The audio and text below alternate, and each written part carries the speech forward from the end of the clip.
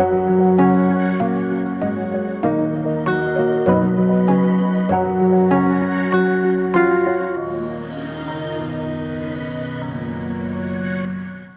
അമ്മ മാതാവിനും ഈശോയ്ക്കും 1000 നന്ദി.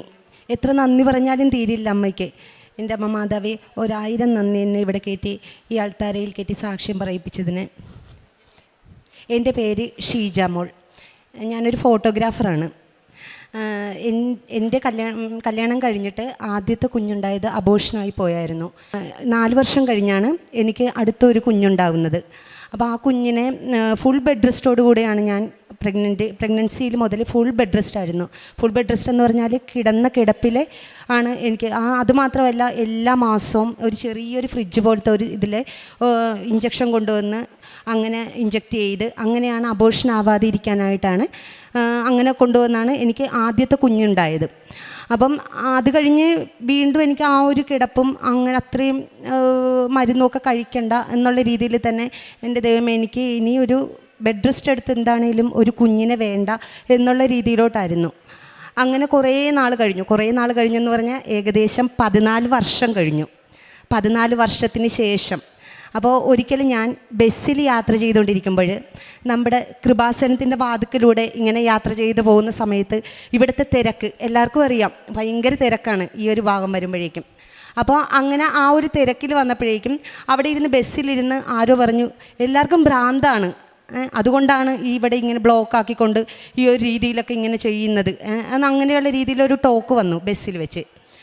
അപ്പോൾ ഞാനന്ന് അവിടെ ഉണ്ട്, ആ ബസ്സിൻ്റെ അകത്ത് യാത്ര ചെയ്യുവാണ്. അപ്പം അവിടെ ഇരുന്ന് വേറൊരു ചേച്ചി അവിടെ ഇരുന്ന് ആ പറഞ്ഞ ചേട്ടനോട് വിളിച്ചു പറഞ്ഞു, ചേട്ടൻ അറിയാൻ പാടില്ലാഞ്ഞിട്ടാണ് അവിടെ നിന്ന് കിട്ടുന്ന അനുഗ്രഹങ്ങൾ എന്തൊക്കെയാണെന്ന്. അവിടെ ചേട്ടൻ എണ്ണിയിരിക്കുന്ന ആ ഓരോ തലയ്ക്കും, അതായത് അന്ന് വെളിയിൽ വരെ ആളാണ്, ആ ഒരു രീതിയിലോട്ടാണ്. അപ്പം ആ ഓരോ തലയ്ക്കും ഓരോരോ ആഗ്രഹങ്ങൾ സാധിച്ചു കിട്ടിയിട്ടുള്ളതാണ് അവർ പറയുന്ന.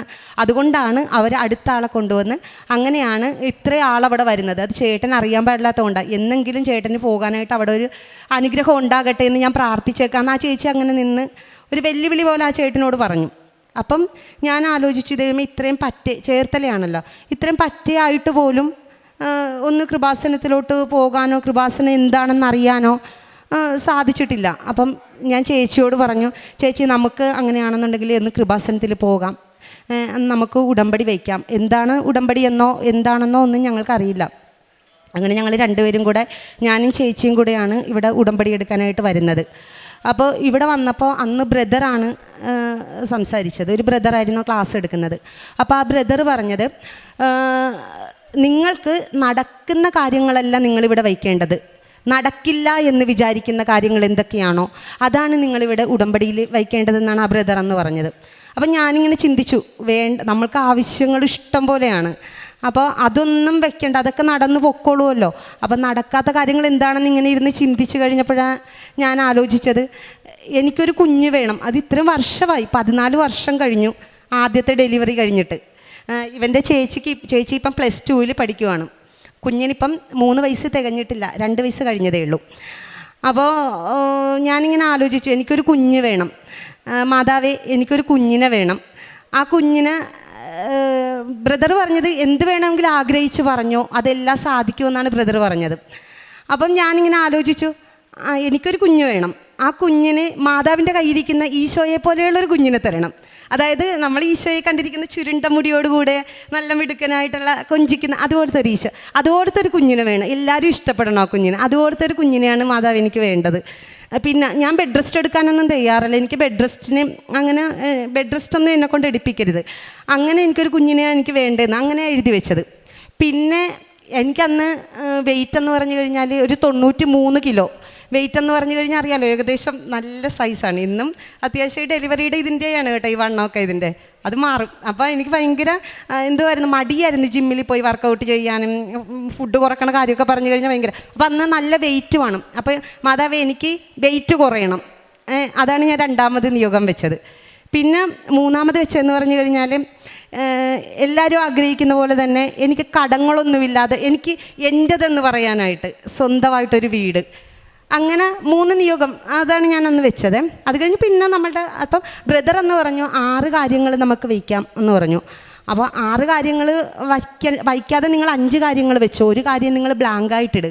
അപ്പം അത് ഈശോയും മാതാവും ചേർന്ന് നമ്മളുടെ ആ ഒരു കാര്യമല്ല, പിന്നീട് നടത്തേണ്ടത് കുറേ കാര്യങ്ങൾ നടത്തി തരുമെന്ന് ബ്രദർ എന്ന് പറഞ്ഞു. അപ്പം അതുപോലെ തന്നെ ഞാൻ അങ്ങനെ ബ്ലാങ്കായിട്ടിട്ടു ബാക്കി കാര്യങ്ങളും. അങ്ങനെ ഞാനിത് ഉടമ്പടി എടുത്തു, ചേച്ചിയും ഉടമ്പടി എടുത്തു. അങ്ങനെ ഞങ്ങൾ പോയി. ഞാൻ പറഞ്ഞില്ല ഞാൻ ഫോട്ടോഗ്രാഫറാണ്. നേരെ സ്റ്റുഡിയോയിലോട്ടാണ് ചെന്നത്. സ്റ്റുഡിയോയിലോട്ട് ചെന്ന് ഞങ്ങളവിടെ ഇരിക്കുന്ന സമയത്ത് ഒരു 7 മണി 7:30 ആയി. അപ്പോൾ ഒരു പെൺകുട്ടി ഫോട്ടോ എടുക്കാനായിട്ട് വന്നു. അപ്പോൾ ആ കൊച്ചിനോട് പറഞ്ഞു, ഇപ്പം ഞാൻ ചോദിച്ചു എവിടെ പോവാന്ന് ചോദിച്ചാൽ പറഞ്ഞു ജിമ്മിലെ ഡ്രസ്സൊക്കെ ഇട്ടിരിക്കുന്നത്. അപ്പം പറഞ്ഞു ചേച്ചി ഞാൻ ജിമ്മിലേക്ക് പോവുകയാണ് എന്ന് പറഞ്ഞു. അപ്പോൾ ഞാൻ ചോദിച്ചു വെയിറ്റൊക്കെ കുറയുമോ ഒന്ന് ചോദിച്ചു. വെയിറ്റൊക്കെ കുറയും ചേച്ചി, നന്നായിട്ട് വെയിറ്റൊക്കെ കുറയും ചേച്ചി, ഒന്ന് വർക്കൗട്ട് ചെയ്താൽ വെയിറ്റൊക്കെ കുറയുമെന്ന് പറഞ്ഞു. അപ്പോൾ ഹസ്ബൻഡ് അകത്തിരുന്ന് കളിയാക്കി, നീ വർക്കൗട്ട് ചെയ്യാനോ ഫുഡ് കുറക്കാനോ, എന്നാൽ വേറെ ആളെ നോക്കണം അതിനൊക്കെ, എന്ന് വെച്ചാൽ നിൻ്റെ കുറയാനൊന്നും പോകുന്നില്ല എന്നുള്ള രീതിയിൽ വെല്ലുവിളിക്കുന്ന പോലെ എനിക്ക് തോന്നി അകത്തിരുന്ന്. അപ്പം ഞാൻ ഓർത്ത് അതിനോട് ഞാൻ അന്നേരം ഉടമ്പടി എടുത്ത് ചെന്നതേ ഉള്ളൂ. അപ്പം അച്ഛൻ പറഞ്ഞിട്ടുണ്ടല്ലോ നമ്മുടെ ആദ്യത്തെ ഉടമ്പടി പെട്രോൾ പോലെ ആളിക്കത്തുമെന്നാണ് പറയുന്നത്. അത്രയും സ്പീഡിൽ കാര്യങ്ങൾ നടത്തും നമ്മുടെ മാതാവ്, പെട്ടെന്ന് തന്നെ കാര്യം സാധിക്കും. അപ്പോൾ അതിനുള്ള ഒരു തെളിവാണ് എൻ്റെത്. അപ്പം ഞാൻ വൈകുന്നേരമൊക്കെ ആയപ്പോഴേക്കും 7 മണിയൊക്കെ ആയി, ഉടമ്പടി എടുത്ത് വീട്ടിൽ ചെന്നു 7 മണിയൊക്കെ സ്റ്റുഡിയോയിൽ ചെന്ന് 7 മണി ആയപ്പോഴാണ്. അപ്പോൾ ഈ കുട്ടിയോട് പറഞ്ഞു, അപ്പം എന്നെ അകത്തുനിന്ന് വെല്ലുവിളിച്ച പോലെ തോന്നിയപ്പോൾ ഞാൻ പറഞ്ഞു അത് ഞാനും വരുവാണ്, ഞാൻ ജിമ്മിലേക്ക് വരുവാണെന്ന് പറഞ്ഞു. അങ്ങനെ ഞാൻ അന്ന് തന്നെ ആ കുട്ടിയുടെ കൂടെ ജിമ്മിൽ പോയി ജോയിൻ ചെയ്തു. എന്ന് വെച്ചാൽ എനിക്ക് ഭയങ്കര മടിയാണ് ജിമ്മിൽ പോയി വർക്കൗട്ട് ചെയ്യുക, ഈ പറഞ്ഞ ഫുഡ് കുറക്കുക, അവിടെ ചെന്ന് കഴിഞ്ഞാലുള്ള വർക്കൗട്ടൊക്കെ കഠിനമാണ്. അപ്പോൾ അതുകൊണ്ട് തന്നെ മടിയാണ്. പക്ഷേ ഈ കുട്ടിയുടെ കൂട്ടത്തിൽ അന്ന് പോകാനും എനിക്കന്ന് ജിമ്മിൽ ചെന്ന് ചേരാനും ഒക്കെ സാധിച്ചു. എന്താണോ എനിക്കറിയില്ല, 2 മാസം കഴിഞ്ഞപ്പോൾ തന്നെ, നിങ്ങൾ വിശ്വസിക്കോ ഇല്ലയോ എന്നറിയില്ല, എൻ്റെ റെക്കോർഡെല്ലാം അവിടെ ഉണ്ട്. 93 കിലോ വെയിറ്റ് ഉണ്ടായിരുന്ന ഞാൻ നേരെ 63 കിലോയിലോട്ട് വെയിറ്റ് ലോസ് വന്നു. അത്രയും വർക്കൗട്ട് ചെയ്തു, ഫുഡ് കൺട്രോൾ ചെയ്തു. അപ്പം ഉടമ്പടിയിലും നമ്മളിങ്ങനെ പറഞ്ഞിട്ടുണ്ടല്ലോ എന്നുള്ള ആ ഒരു ബലം ഒക്കെ ഉണ്ടായിരുന്നു എനിക്ക്. അങ്ങനെ നന്നായിട്ട് വെയിറ്റ് കുറഞ്ഞു. അപ്പം പീരീഡ്സ് ഒന്നും എനിക്ക് കറക്റ്റ് അല്ലായിരുന്നു. അത് ആദ്യത്തെ ഡെലിവറിയിലും അങ്ങനെ കറക്റ്റല്ല, വരും വല്ലപ്പോഴുമൊക്കെ വരും, അങ്ങനെയാണ്. അതുകൊണ്ട് ഞാനതൊന്നും ശ്രദ്ധിക്കാറൊന്നുമില്ല.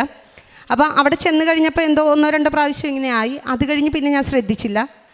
അങ്ങനെ വർക്കൗട്ട് തുടർന്നു, കണ്ടിന്യൂ ചെയ്തു. അപ്പം നിർത്തിക്കളയുമെന്ന് ഹസ്ബൻഡ്, എല്ലാവരും അങ്ങനെയാണ്, തുടക്കം ചെല്ലും പിന്നെ നിർത്തിക്കളയും. അതും ഇങ്ങനെ പറഞ്ഞതുകൊണ്ട് നിർത്തരുത് എന്നുള്ളൊരു ഇതുള്ളത് കൊണ്ട് ഞാൻ കണ്ടിന്യൂ ചെയ്ത് ഇങ്ങനെ പോയിക്കൊണ്ടിരുന്നു. അപ്പോൾ ഇവർക്കാർക്കും വിശ്വസിക്കാൻ പറ്റിയില്ല എൻ്റെ ഈ ഒരു ചേഞ്ച്, എൻ്റെ വെയിറ്റ് ലോസ്. അപ്പം എൻ്റെ അനിയത്തിയും വന്ന് അവളും ഉടമ്പടിയിലോട്ട് വന്നു. എല്ലാവരും എൻ്റെ ഒരു ഇത് കണ്ടപ്പോഴേക്കും പെട്ടെന്ന് തന്നെ അവരും അങ്ങനെയൊക്കെ ആകും, അന്ന് ഞങ്ങളും വരാമെന്നുള്ള രീതിയിൽ. പോരാത്തതിന് ഈ സ്റ്റുഡിയോയിൽ ഇരിക്കുമ്പോൾ തന്നെ എനിക്ക് ഒത്തിരി പേരോട് ഇങ്ങനെ പറയാനും ഒക്കെ സാധിക്കും. അപ്പോൾ അങ്ങനെ ഞാൻ വർക്കൗട്ട് ചെയ്തുകൊണ്ടിരിക്കുന്ന സമയത്ത് അത് കഴിഞ്ഞ ഒരു പ്രാവശ്യം ഇതുപോലെ സ്റ്റുഡിയോയിൽ വന്നിരുന്നപ്പോൾ എനിക്ക് നെഞ്ചുവേദന പോലെ ഭയങ്കര നെഞ്ചുവേദന വന്നു.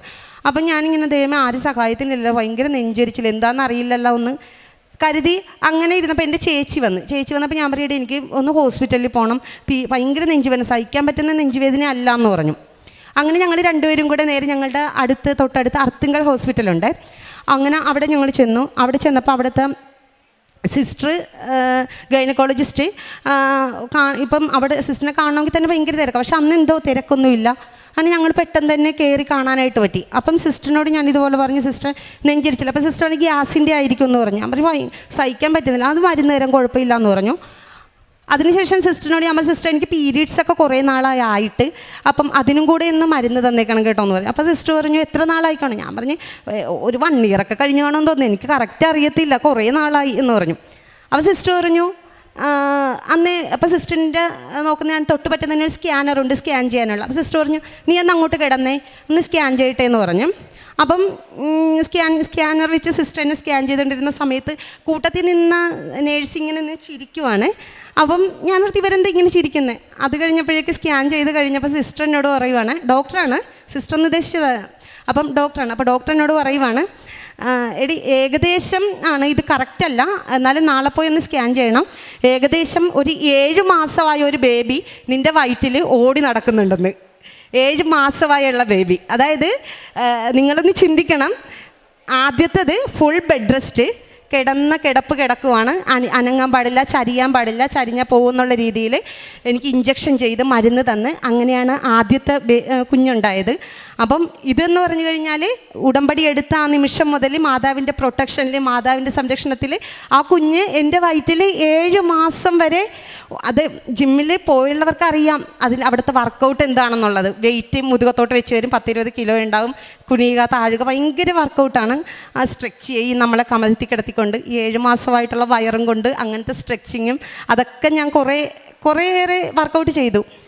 എന്നിട്ട് പോലും കുഞ്ഞുവാവയ്ക്കൊന്നും സംഭവിക്കാതെ, അത് എന്നെ അത്ഭുതപ്പെടുത്തിയ കാര്യമായിരുന്നു അത്. ആ കുഞ്ഞ് അങ്ങനെ എൻ്റെ ഉദരത്തിലുണ്ടായിരുന്നു.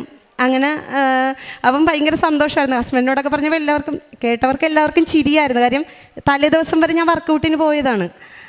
അപ്പം എല്ലാവർക്കും ഭയങ്കര അത്ഭുതമായിരുന്നു അത് കഴിഞ്ഞ് പിന്നീട് ഞാൻ ജിമ്മിലോട്ട് പോയില്ല. 7 മാസമാണെന്ന് അറിഞ്ഞു കഴിഞ്ഞപ്പോൾ പിന്നെ ഒരു പേടി പോലെ അങ്ങനെ വാവയും കൊണ്ട് അങ്ങനെ നിന്നു. ഒരു 9 മാസം കഴിഞ്ഞപ്പോൾ തന്നെ ഇതുപോലെ ഡോക്ടർ പറഞ്ഞു, ആദ്യത്തെ സിസേറിയൻ ആയതുകൊണ്ട് ഇതും സിസേറിയൻ ആയിരിക്കും, അതുകൊണ്ട് നേരെ നമുക്ക് സിസേറിയൻ ചെയ്യാമെന്ന് പറഞ്ഞു. അപ്പോൾ എനിക്കെന്തോ പ്രഷർ പോലെ കാണിച്ചപ്പോൾ ഡോക്ടർ പറഞ്ഞു, ഒരു കാര്യം ചെയ്യും, മെഡിക്കൽ കോളേജിലേക്ക് ഞാൻ റെഫർ ചെയ്യുവാണ് എന്ന് പറഞ്ഞു. അങ്ങനെ പെട്ടെന്ന് പറഞ്ഞതുകൊണ്ട് മെഡിക്കൽ കോളേജിലോട്ട് പോകാതെ നേരെ കടപ്പുറ ഹോസ്പിറ്റലിലോട്ടാണ് പോയത്. അപ്പോൾ പോകുന്ന വഴിക്ക് ഞാൻ ഇവിടെ നിർത്തി മാതാവിനോട് പ്രാർത്ഥിച്ചിട്ടും പോകാം എന്നും കരുതി ഇങ്ങോട്ട് കയറിയപ്പോൾ അച്ഛൻ ബ്ലെസ് ചെയ്തുകൊണ്ടിരിക്കുന്ന സമയമാണ് അൾത്താരയിൽ. അപ്പം ഞാൻ ഇങ്ങോട്ട് വന്നപ്പോൾ തന്നെ ഒരു ചേച്ചി, അപ്പം നിറയെ വയറൊക്കെയായി എനിക്ക്. അപ്പം ഒരു ചേച്ചി എന്നോട് പറഞ്ഞു, മോളെ അച്ഛൻ്റെ ബ്ലെസ്സിങ് വാങ്ങിച്ചിട്ട് മോള് പോകാൻ പറഞ്ഞു. അങ്ങനെ നേരെ അച്ഛൻ എന്നെ ബ്ലെസ് ചെയ്തു. അച്ഛൻ ബ്ലെസ് ചെയ്തിട്ടാണ് എന്നെ അനുഗ്രഹിച്ചാണ് അച്ഛൻ വിട്ടത്. അവിടെ ചെന്ന് സിസേറിയൻ ചെയ്തതിന് ശേഷം ആൺകുഞ്ഞാണെന്ന് അറിഞ്ഞപ്പോൾ എനിക്കങ്ങ് സന്തോഷം. ഞാൻ മാതാവിനോട് ചോദിച്ചത് മാതാവിൻ്റെ കയ്യിലിരിക്കുന്ന പോലെ തന്നെ ഉണ്ണീശോയെ പോലെയുള്ള ഒരു കുഞ്ഞിനെയാണ്. അപ്പം ആ കുഞ്ഞിനെ എൻ്റെ കയ്യിലോട്ട് കിട്ടിയപ്പോഴേ എനിക്ക് പറയാനറിയില്ല, കുഞ്ഞിൻ്റെ മുടിയൊക്കെ നമ്മുടെ ഉണ്ണീശോയുടെ മുടി പോലെ ചുരുണ്ടത് നോക്കിക്കഴിഞ്ഞാൽ കാണാം. ഇത് കണ്ട കുഞ്ഞാവയുടെ മുടി കണ്ട, അതുപോലെ തന്നെ ചുരുണ്ട മുടിയുള്ള കുഞ്ഞ്, അതേ ഉണ്ണീശോയെ തന്നെ മാതാവ് എൻ്റെ കയ്യിലോട്ട് വെച്ച് തന്നു. ഞാൻ ആ ഉടമ്പടി പറഞ്ഞപ്പോൾ ഉടമ്പടിയിൽ പറഞ്ഞതുപോലെ തന്നെ ആ ഉണ്ണീശോയെ തന്നെ എൻ്റെ കയ്യിലോട്ട് എനിക്ക് വച്ച് തന്നു.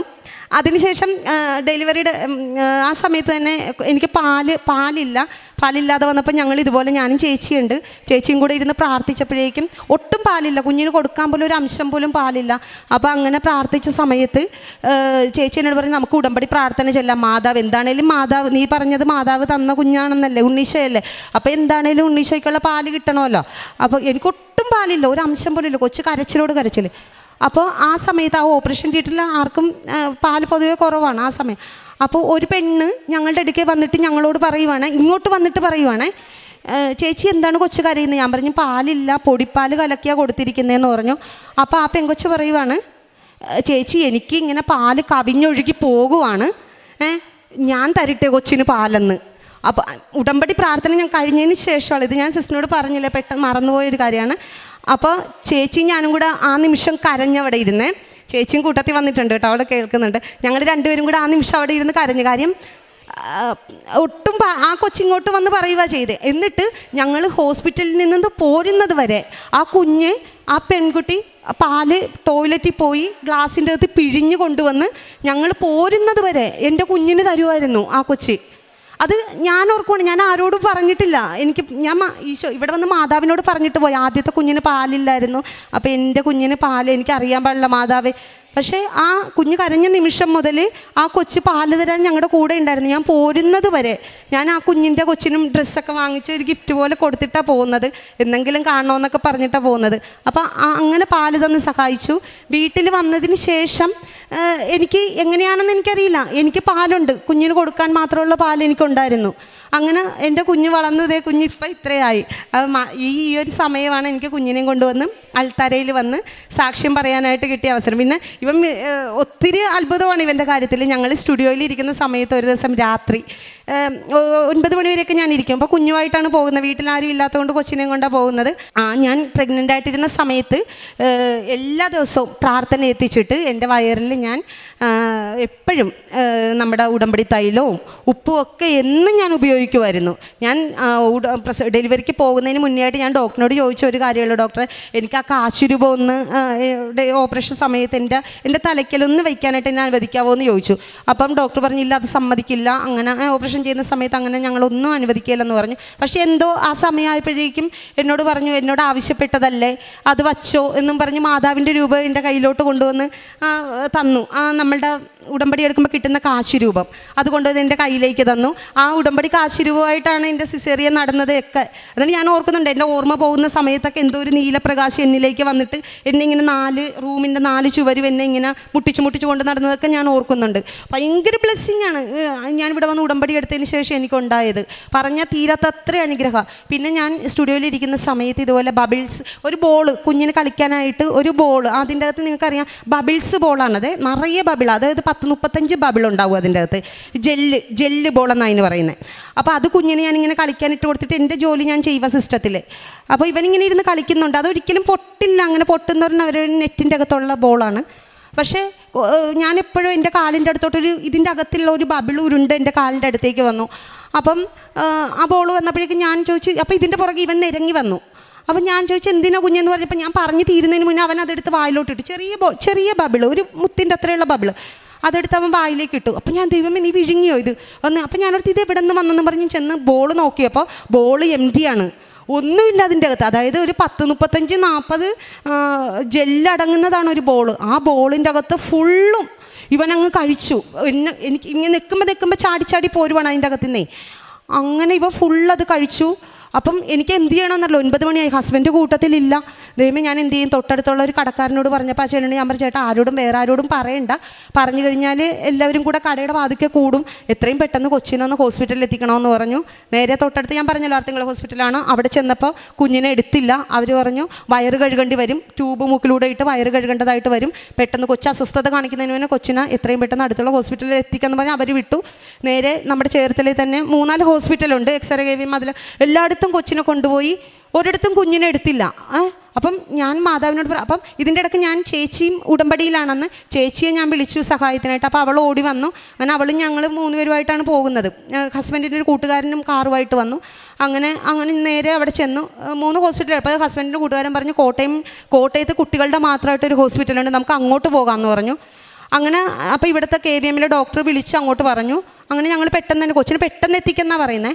അപ്പോൾ അവൻ പ്രത്യേകിച്ചൊന്നും കാണിക്കുന്നൊന്നുമില്ല. അപ്പം ചേച്ചി കയറിയപ്പം മുതൽ ചേച്ചി ഈ ഉടമ്പടി വസ്തുക്കളായ നമ്മുടെ തൈലം, ഉപ്പ് എല്ലാമായിട്ട് അവൾ പെട്ടെന്ന് കയറിയത് വന്ന് വണ്ടിയിലേക്ക്. എൻ്റെ കയ്യിൽ ഇതൊന്നും ഇല്ല, എൻ്റെ കയ്യിൽ കാശ് രൂപം മാത്രമേ ഉള്ളൂ, ബാക്കിയൊക്കെ എല്ലാം വീട്ടിലാണല്ലോ. അപ്പോൾ ഇവൾ പെട്ടെന്ന് വന്ന് അങ്ങനെ കയറി. അപ്പോൾ ഇവൾ കയറിയപ്പം മുതൽ കുഞ്ഞിൻ്റെ നെറ്റിക്ക് ഇവളിങ്ങനെ കുരിശ് വരച്ച് പ്രാർത്ഥിച്ചുകൊണ്ടിരിക്കുവാണ്. മാതാവേ കൊച്ചിനൊരു ടാബ്ലറ്റ് പോലും കൊടുക്കാനായിട്ട് ഇടവരുത്തരുത്, ഡോക്ടർമാരൊന്നും എൻ്റെ കൊച്ചിനെ ചെയ്യരുത്, എൻ്റെ കൊച്ചിനെ ഇങ്ങോട്ട് തിരിച്ച് തന്നേക്കണം, ഒരു കുഴപ്പമില്ലാതെ തന്നേക്കണം, ഇതുപോലെ തന്നെ തന്നേക്കണമെന്ന്. അപ്പം ഞാനിങ്ങനെ ഇരുന്ന് വണ്ടിയിലിരുന്ന് ഇവളോട് ഞാൻ പറഞ്ഞില്ല, ഞാനിങ്ങനെ ആലോചിക്കുവാണേ ഹോസ്പിറ്റലിൽ കൊണ്ടുചെല്ലുന്ന എന്തിനാ, നമ്മളൊരു ടാബ്ലറ്റെങ്കിലും കൊടുക്കണമല്ലോ, എന്നാലല്ലേ ഇതൊക്കെ മാറുള്ളൂ.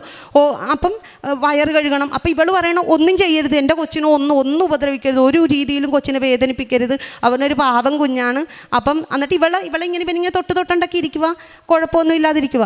അങ്ങനെ ഞങ്ങൾ നേരെ അവിടെ ചെന്നപ്പോൾ ഡോക്ടർ വിളിച്ച് പറഞ്ഞുകൊണ്ട് ഡോക്ടർമാരെല്ലാവരും അവിടെ സജ്ജരായിരുന്നു. അങ്ങനെ ഞങ്ങൾ പെട്ടെന്ന് തന്നെ ഒബ്സർവേഷനിലേക്ക് ഇരുത്തി. അപ്പോഴും അപ്പോൾ എക്സ്റേ എടുത്തു, സ്കാൻ ചെയ്തു, പെട്ടെന്ന് തന്നെ കാര്യങ്ങളൊക്കെ ചെയ്തു. എന്നിട്ട് അവർ പറഞ്ഞ് ജെല്ലായതുകൊണ്ട് ഇതൊന്നും കാണാൻ പറ്റത്തില്ല, വയറിൻ്റെ അകത്തായതുകൊണ്ട് ഇതൊന്നും കാണാൻ പറ്റില്ല, കുഴപ്പമില്ല, ഒബ്സർവേഷനിൽ ഇരിക്കുമെന്ന് പറഞ്ഞു. പക്ഷേ ഇത്രയും ജെല്ല് വിഴുങ്ങിയതല്ലേ, 35-40 ജെല്ലോളം കുഞ്ഞ് വിഴുങ്ങിയതാണ്. അപ്പോൾ ഞാനും ചേച്ചിയും ഭയങ്കരമായിട്ട് പേടിച്ച് പ്രാർത്ഥനയിൽ കൊണ്ട് തന്നെ ഇരിക്കുവാണ്. ഇവളിങ്ങനെ കൊണ്ടുപോയ ഇത് നമ്മുടെ എണ്ണ തീർന്നു, ഇവൾ കുരിശ് വരച്ച് അങ്ങനെ ഇവൾ വയറിലൊക്കെ കുരിശ് വരച്ച് പ്രാർത്ഥിക്കുവാണ്. അങ്ങനെ അപ്പം ഞാൻ ചോദിച്ചു എന്താണ് കുഞ്ഞിനൊന്നും നോക്കാത്തതെന്ന് ചോദിച്ചാൽ പറഞ്ഞു മെയിൻ ഡോക്ടർമാർ രാവിലെ വരും, നിങ്ങൾ ഒബ്സർവേഷനിൽ ഇരിക്കും, കുഞ്ഞ് എന്തെങ്കിലും വൊമിറ്റ് ചെയ്യുവാണെങ്കിലോ അല്ലെങ്കിൽ ലൂസ് മോഷൻ എന്തെങ്കിലും കാണിച്ചു കഴിഞ്ഞാൽ നമുക്ക് നോക്കാം എന്ന് കരുതി മാറ്റി വെയിറ്റ് ചെയ്തിരിക്കുവാണ്. പക്ഷേ കൊച്ചങ്ങനെ കാണിക്കാത്ത കൊണ്ടാണെന്ന് തോന്നുന്നു ഇവർ ഞങ്ങൾ മൈൻഡ് ചെയ്യുന്നില്ല. ഞാനിപ്പോൾ പറയുകയും ചെയ്തു സർക്കാർ ഹോസ്പിറ്റലായതുകൊണ്ടാണോ ചേച്ചി ഇതുപോലെയൊക്കെ കാണിക്കണമെന്ന് പറഞ്ഞ് ഞങ്ങളങ്ങനെ ഇരിക്കുക. പക്ഷേ ഞങ്ങൾ അങ്ങനെ കിടന്ന് കുഞ്ഞുറങ്ങി. നേരം വെളുത്തപ്പോൾ മെയിൻ ഡോക്ടർമാർ വന്നിട്ട് എന്നെ കണ്ടിട്ട് അവർ ചിരിക്കുവാണ്. ഇത്രയും ജെല്ലി വിഴുങ്ങി ഒന്നും കുഞ്ഞിന് രാത്രിയൊന്നും കുഴപ്പമില്ലായിരുന്നു. ഞാൻ പറഞ്ഞില്ല, അവൻ ഉറങ്ങി നന്നായിട്ടെന്ന് പറഞ്ഞു. അന്നേ നിങ്ങളെ ഡിസ്ചാർജ് ചെയ്തിരിക്കുന്നതെന്ന്. അപ്പം എനിക്കങ്ങ് ഭയങ്കര അത്ഭുതമേ, ഡോക്ടർ പരിശോധിച്ചില്ല. അപ്പം ഞാൻ ചോദിച്ചു, ഡോക്ടറെ കുഞ്ഞ് ഇത്രയും ജെല്ല് വിഴുങ്ങിയതല്ലേ? അപ്പം പറയുവാണേ പിന്നെ അത് അവൻ അപ്പിടുമ്പോഴേക്കൊക്കെ പൊക്കോളും, മലം പോകുമ്പോൾ അതിൻ്റെ കൂട്ടത്തിലൊക്കെ പോകും. അപ്പം ഞാൻ പറഞ്ഞു, ഡോക്ടറെ വയറ്റിൽ നിന്ന് പോകാനായിട്ടെങ്കിലും ഒരു ടാബ്ലറ്റ്, അവനൊന്നും വേണ്ട, അത് തനിയെ പൊക്കോളുമെന്ന്. അപ്പം എനിക്കങ്ങ് അത്ഭുതം അടക്കാനായില്ല. കാര്യം എന്താണെന്ന് വെച്ചാൽ ചേച്ചി എന്താണോ അവൾ പ്രാർത്ഥിച്ചുകൊണ്ടിരുന്നത് അതുപോലെ തന്നെ ഒരു മരുന്ന് പോലും ഇല്ലാതെ എൻ്റെ കൊച്ചിനെ ഡിസ്ചാർജ് ചെയ്തു. വീട്ടിൽ വന്ന് അവൻ്റെ വയറ്റിൽ നിന്ന് പോയപ്പോഴേക്കും മലം കാണാത്ത രീതിയിൽ ജെല്ലുകൾ മൊത്തം മഞ്ഞ, പച്ച, നീല. അപ്പം വിഴുങ്ങിയത് എന്തൊക്കെയാണ്, അത് ഒരു കടുകിൻ്റെ രൂപത്തിൽ ഇങ്ങനെ മൊത്തമായിട്ട് പുറത്തേക്ക് വന്നു. അപ്പം അതും എൻ്റെ കുഞ്ഞിനെ മാതാവ് സംരക്ഷിച്ചതാണ്. മാതാവിൻ്റെ അനുഗ്രഹം ഒത്തിരിയാണ്. പിന്നെ വീടിൻ്റെ കാര്യം, വീട് എനിക്ക് ലഭിച്ചു. അതും ഇതുപോലെ തന്നെ എനിക്ക് കിട്ടിയിരുന്ന, എനിക്കൊരു 3 സെൻറ്റ് സ്ഥലം ഉണ്ടായിരുന്നു. അത് നേരെ സർക്കാരിലേക്ക് ആ സമയത്ത് തന്നെ, ഞാൻ ഉടമ്പടി വെച്ച ആ സമയത്ത് തന്നെ വന്നതുപോലെ എൻ്റെ പൈസയൊന്നും ഇല്ലാതിരുന്നിട്ട് പോലും അത് സർക്കാർ ഏറ്റെടുത്തുള്ള പുനർഗേഹം എന്ന് പറയുന്ന ഒരു പദ്ധതി പ്രകാരം എനിക്കൊരു വീട് ലഭിച്ചു. ആ വീടിൻ്റെ ഹൗസ് വാമിങ് കഴിഞ്ഞു. അതിനുവേണ്ടി ഞാൻ വെയിറ്റ് ചെയ്യുമായിരുന്നു സാക്ഷ്യം പറയാനായിട്ട്. അങ്ങനെ എൻ്റെ ഹൗസ് വാമിങ്ങും കഴിഞ്ഞു. അപ്പം എനിക്ക് പറയാനുള്ള കാര്യങ്ങൾ ഇത്രയാണ്. പിന്നെ എന്നിലൂടെ എൻ്റെ അനിയത്തിക്കും അനുഗ്രഹങ്ങൾ ലഭിച്ചു. അവളിപ്പോൾ ഇവിടെ നിൽക്കുന്നത് ഇറ്റലിയിലേക്കുള്ള വിസയുമായിട്ടാണ്. ഞാൻ അവളുടെ കയ്യിലോട്ട് മൈക്ക് കൊടുക്കുവാണ്. ബാക്കിയുള്ളത് അവൾ പറയും. എൻ്റെ പേര് സിനി റോയ്. ഞാൻ വരുന്നത് അരൂർ സെൻറ്റ് അഗസ്റ്റിൻസ് ഇടവകയിൽ നിന്നാണ്. ഞങ്ങൾ 4 പെൺകുട്ടികളാണ്. ഏറ്റവും ഇളയതാണ് ഞാനാണ് സാമ്പത്തികമായിട്ട് ഇത്തിരി പിന്നിൽ നിൽക്കുന്നത്. അപ്പോൾ അതുകൊണ്ട് തന്നെ എൻ്റെ മൂത്ത ചേച്ചി ഇറ്റലിലാണ്. അപ്പോൾ ചേച്ചി ഒരു ദിവസം എന്നെ വിളിച്ചിട്ട് പറയുവാണ്, നിനക്ക് ഇറ്റലിക്ക് വരുന്നോന്ന്. അപ്പം ഞാൻ പറഞ്ഞു, ഇല്ല, എനിക്കതിനുള്ള പൈസയൊന്നുമില്ല, ഞാൻ വന്നില്ല എന്ന് പറഞ്ഞു. അപ്പോൾ എനിക്കതിനുള്ള സാമ്പത്തികം റെഡിയാക്കാനും കുറച്ച് ഗോൾഡ് ഉണ്ടെന്ന് മാത്രമേ ഉള്ളൂ. അപ്പോൾ അത് വെച്ചിട്ട് എനിക്ക് വീട് വയ്ക്കണമെന്നും പറഞ്ഞാൽ ഞാൻ നിൽക്കുന്നത്. അപ്പോൾ ചേച്ചി പറഞ്ഞു, നീ ഇപ്പോൾ വീടിൻ്റെ കാര്യം വെക്കണ്ട, നീ ഇറ്റലിക്ക് കയറി വാ, അപ്പോൾ ഇതെല്ലാം നിനക്ക് നടക്കുമെന്ന് പറഞ്ഞു. അപ്പോൾ എന്നോട് ചേച്ചിയാണ് ഇങ്ങനെ കൃപാസനത്തിൽ വന്ന് നീ ഉടമ്പടി എടുത്തിട്ട് എന്ത് കാര്യം ചെയ്താൽ മതി എന്ന് പറഞ്ഞു. ഞാൻ അപ്പോൾ തന്നെ വന്ന് കൃപാസനത്തിൽ ഉടമ്പടി എടുത്തിരുന്നു. അങ്ങനെ ഞാനിവിടെ വന്ന് ഉടമ്പടി എടുത്ത് ആ ആഴ്ചയിൽ തന്നെ ഇറ്റലിക്കുള്ള പേപ്പറുകളെല്ലാം ഫ്യൂസി വിസ അവിടെ നിന്ന് ഇറങ്ങുന്ന സമയമാണ്. അപ്പോൾ മൂത്തേച്ചി അതെല്ലാം ചെയ്തതിന് ശേഷം കുറേ നാളായിട്ടും എനിക്കിതിനെപ്പറ്റി ഒന്നും വരുന്നില്ല. അപ്പം ഞങ്ങൾ പറഞ്ഞു, ഇത് പോയി, ഇനി ഒന്നും കിട്ടത്തില്ല എന്ന് പറഞ്ഞു. അപ്പോൾ 3 മാസമായി. ഞാൻ വീണ്ടും ഇവിടെ വന്നിട്ട് മാതാവിൻ്റെ അടുക്കെ പറഞ്ഞു, മാതാവേ, ഞാൻ ഒന്നുകൂടി ഉടമ്പടിയിൽ വയ്ക്കുവാണ്, എനിക്ക് ഇറ്റലിക്ക് പോകണം. അപ്പോൾ എല്ലാവരും ചോദിക്കാൻ തുടങ്ങി, നീ ഇറ്റലിക്ക് പോകാൻ വേണ്ടി പേപ്പർ വെച്ചില്ലേ, ഒന്നും ആയില്ലേ എന്ന് ചോദിച്ചു. അപ്പം ഞാനിവിടെ വന്നിട്ട് ഉടമ്പടിയിൽ വെച്ചിട്ട് ഞാൻ പറയുവാണ്, മാതാവ്, എനിക്ക് വേഗം റെഡിയാക്കി തന്നെ എന്ന് പറഞ്ഞു. അങ്ങനെ മുംബൈ കോൺസുലേറ്റിൽ നിന്ന് എനിക്ക് ഇൻ്റർവ്യൂവിനുള്ള അപേക്ഷ വന്നു. ഞാൻ അവിടേക്ക് പോയി. അവിടെ ചെന്ന് കഴിഞ്ഞപ്പോഴത്തേക്കും അവർ ഇംഗ്ലീഷിലും ഇറ്റാലിയനിലുമാണ് സംസാരിക്കുന്നത്. ഇത് രണ്ടും എനിക്ക് കൈകാര്യം ചെയ്യാൻ അറിയില്ല, എനിക്ക് ഭാഷ സംസാരിക്കാൻ അറിയില്ലായിരുന്നു. അപ്പോൾ അവർ പെട്ടെന്ന് ആ മാഡം എന്നോട് പറഞ്ഞു, മോളെ വിഷമിക്കണ്ട, ഞാൻ ഒരു മലയാളത്തിൽ സംസാരിക്കുന്ന ഒരാളെ വിളിക്കാമെന്ന് പറഞ്ഞു. അങ്ങനെ ആ മാഡമാണ് എൻ്റെ അടുക്കെ വന്ന് എല്ലാ കാര്യവും സംസാരിക്കുന്നത്. അത് ഇൻ്റർവ്യൂ കഴിഞ്ഞു. അവരെന്നോട് അവിടുത്തെ ഭാഷയിൽ ഗ്രാസ്തി, അതായത് നന്ദി എന്ന് പറഞ്ഞപ്പോൾ ഞാൻ അവരോട്, ഞാൻ ഭാഷ പഠിച്ചു തന്നെ ഉള്ളൂ, ചാവോ എന്നാണ് ലാസ്റ്റ് പറഞ്ഞത്. അതായത് ഹലോ എന്നാണ് ഞാൻ പറഞ്ഞിട്ട് തിരിച്ചു പോരണേ. അപ്പം തന്നെ എനിക്കറിയാം എനിക്കിത് കിട്ടില്ല, ഞാൻ തോറ്റു. അപ്പം ഞാൻ ചേട്ടൻ്റെ അടുക്ക് വന്നിട്ടും പറഞ്ഞു, റോയ്, നമ്മൾ വന്നത് വെറുതെ ആയിപ്പോയി, എനിക്കിത് കിട്ടത്തില്ല, എനിക്ക് കിട്ടത്തില്ല എന്ന് പറഞ്ഞു. അങ്ങനെ വന്ന് പറഞ്ഞു, ഞങ്ങൾ തിരികെ പോന്നു. അപ്പോൾ എല്ലാവർക്കും സങ്കടമായിപ്പോയി. ഇവിടം വരെയും പോയിട്ട് ഇതൊന്നും കിട്ടിയില്ലല്ലോ എന്നോർത്ത് ഭയങ്കര വിഷമമായി. അങ്ങനെ തിരികെ ഇവിടെ വന്ന് ഞാൻ മാതാവിൻ്റെ അടുക്കെ വീണ്ടും ഓടി വന്നു. മാതാവിൻ്റെ അടുക്ക് വീണ്ടും പറഞ്ഞു, മാതാവേ, ഇത് കിട്ടത്തില്ലെന്നറിയാം, എന്നാലും ഞാൻ പറയുവാണ്, ഈ വിസ എനിക്ക് കിട്ടുവാണെങ്കിൽ ഞാൻ എൻ്റെ അമ്മേടിക്കലേക്ക് ഓടി വരുമെന്ന് പറഞ്ഞു. അത് കഴിഞ്ഞ് അവിടെ നിന്ന് ഒരാഴ്ച കഴിഞ്ഞപ്പോൾ തന്നെ മുംബൈ കോൺസുലേറ്റിൽ നിന്ന് നേരിട്ട് എന്നെ വിളിച്ചിരിക്കുവാണ് ആ മാഡം. മോള് തന്നൊരു പേപ്പർ അത് തെറ്റാണ്, വേറൊരു പേപ്പർ അത്യാവശ്യമായിട്ട് ഞങ്ങൾക്ക് തരണമെന്ന് പറഞ്ഞു. അപ്പം നീ VFSൽ കൊണ്ടുവന്ന് എത്രയും പെട്ടെന്ന് ഇന്ന് തന്നെ കൊടുക്കാൻ പറ്റുവാണെങ്കിൽ ഇന്ന് തന്നെ കൊടുക്കണമെന്ന് പറഞ്ഞു. ഞാൻ പറഞ്ഞു, കൊടുക്കാൻ മേഡമെന്ന് പറഞ്ഞു. അങ്ങനെ ഞങ്ങൾ അന്ന് തന്നെ, അപ്പോൾ 5 മണിയാകാൻ പോകുന്നു, 5 മണി വരെയുള്ളൂ VFS. ഞങ്ങൾ 5 മണിക്ക് അവിടെ എത്തി. ഇത് കൊടുക്കണ നേരത്തെ അവരെന്നോട് പറയുക, നിങ്ങൾ ആരാ വിളിച്ചത്? അപ്പം ഞാൻ പറഞ്ഞു, എന്നെ ഇങ്ങനെ മുംബൈ കോൺസുലേറ്റിൽ നിന്ന് എന്നെ വിളിക്കുവാണ് ചെയ്തതെന്ന് പറഞ്ഞു. അപ്പോൾ അങ്ങനെ ഒരു കോൾ ഒരിക്കലും മുംബൈ കോൺസുലേറ്റിൽ നിന്ന് നിങ്ങൾ ഡയറക്റ്റ് വിളിക്കത്തില്ല.